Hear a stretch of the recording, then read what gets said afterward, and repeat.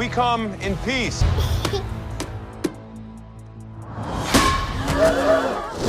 Marvel might be cooking up an Annihilators movie, with Chris Pratt back as Star-Lord. The rumor's been floating around for a bit, but Marvel hasn't confirmed anything yet. Still, just imagining a squad of badass cosmic heroes wrecking stuff in space? That sounds insanely cool. You'd seriously have to try hard to mess that up. It could be like the cosmic version of the Expendables. Apparently, Hollywood insider Daniel Richtman dropped this scoop on his Patreon, saying Marvel's actively working on it. If it's real, this could be a major piece of the next phase of the MCU, right up there with Black Panther 3 and the X-Men reboot. Back in October 2024, Alex Perez from the Cosmic Circus teased during a Discord Q&A that while it might take some time before we see the Guardians together again, Peter Quill could show up on his own sooner. He said there were plans for him to lead the Annihilators. Not sure what's happening with that now, though. Chris Pratt has talked a few times about possibly coming back to the MCU. In April 2025, after the Avengers Doomsday cast was announced, he told Collider, "I can't really say where Star-Lord will pop up next, but we did make a promise at the end of Guardians Volume 3 that the legendary Star-Lord will return, and he will." Chris Pratt last showed up in the MCU in Guardians of the Galaxy Volume 3, which ended with Peter finally returning to Earth after spending years out in space. Based on what insider Daniel Richtman has been saying, it sounds like Marvel still has plans for Star-Lord's return. In the comics, the Annihilators were created by Dan Abnett, Andy Lanning, and Miguel Angel Sepulveda. They first appeared in The Thanos Imperative Devastation and were formed to honor Star-Lord. But in the MCU, it looks like Peter himself might be the one to actually bring the team together. So, who could be part of this cosmic squad? One strong candidate is Quasar.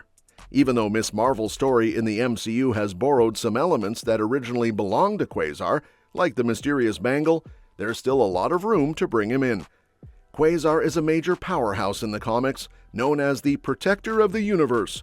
His strength comes from the quantum bands, which make him one of Marvel's top-tier cosmic heroes and a key member of the Annihilators. He hasn't shown up in the MCU yet, but with all the universe-level threats popping up, like Arishem, it wouldn't be surprising if Quasar makes his debut soon. Another strong contender is Adam Warlock. He's one of the most powerful characters in the MCU and can handle cosmic threats without breaking a sweat. By the end of Guardians of the Galaxy Volume 3, Adam had already joined the Guardians. If Marvel decides to bring the Annihilators to the big screen, Adam feels like a natural fit, maybe even the leader. By that point, his character could be well established, and Will Poulter definitely has the presence to anchor a team full of heavy hitters. Then there's Thor. While it seems like Thor's MCU story is heading toward its final chapters, there's still room for him to show up again before hanging up his hammer. He's not part of the Annihilators in the comics, but he totally fits the mold. Powerful, cosmic, and experienced in saving the universe. If the Annihilators show up in the MCU, Thor could be a great addition. That said, Chris Hemsworth has hinted that he wants his final MCU appearance to be meaningful, so if Thor does join, it might be for one last epic ride. But once Thor takes his final bow, Beta Ray Bill could easily step in to fill that cosmic warrior role. Even though the MCU has teased his arrival a few times, we still haven't seen Beta Ray Bill in live action. In the comics, he's one of Thor's closest allies and even wields Stormbreaker in most versions. He's a noble, no-nonsense hero who is all about protecting the innocent, which made him a perfect fit for the Annihilators. With Marvel setting up more teams like the Marvels and the Fantastic Four, now's a great time to finally bring Beta Ray Bill into the fold. He could be a key player in whatever team Adam Warlock puts together, adding heart, power, and a strong moral compass to the mix. Next up is Gladiator. This guy is a total powerhouse. Gladiator, also known as Kalark, is the praetor of the Shi'ar Empire's Imperial Guard, a group of superpowered aliens who enforce intergalactic law. If he joins the Annihilators, he might end up being the strongest member of the team. Thanks to his unique alien biology, Gladiator's powers are off the charts. We're talking strength that can shatter planets, survive supernova-level blasts, and go toe-to-toe with Thor and even the Destroyer armor. He's got heat vision hotter than a star, frost breath, warp speed flight, insane durability, and he can heal quickly from serious injuries. On top of that, he can hear sounds from across galaxies and even resist psychic attacks to some degree. One interesting twist?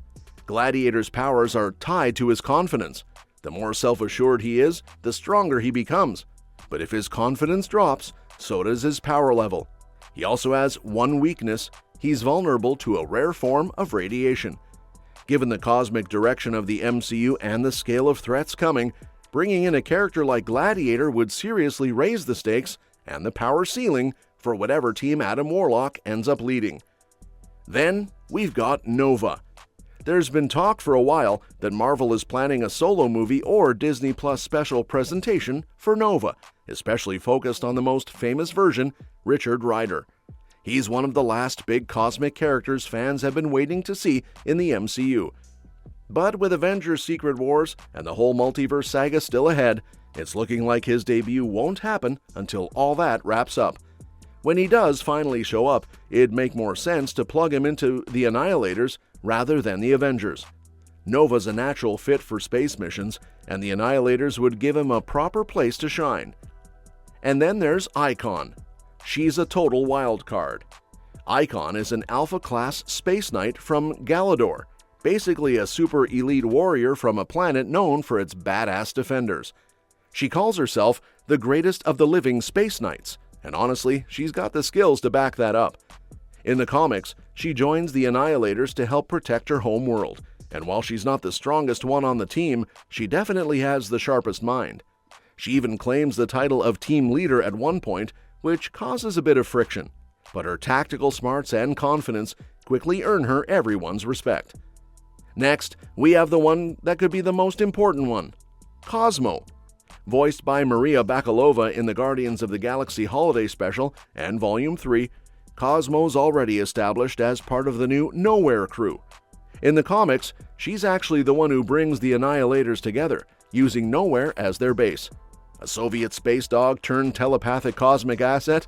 Yeah, that fits the MCU's style perfectly. Given her growing role, she could easily be the one to pull the team together on screen too. Lastly, we have Ikaris. Sure, he flew into the sun at the end of Eternals, but we all know death isn't always permanent in the MCU, especially for Eternals, who are basically immortal space robots. If he comes back, Earth probably isn't going to welcome him with open arms after what went down during the Emergence. Joining a team like the Annihilators could be a solid redemption arc. Let me know what you think in the comments below, and don't forget to subscribe because we'll be covering more updates on this soon and other exciting upcoming movies and series. See you next time!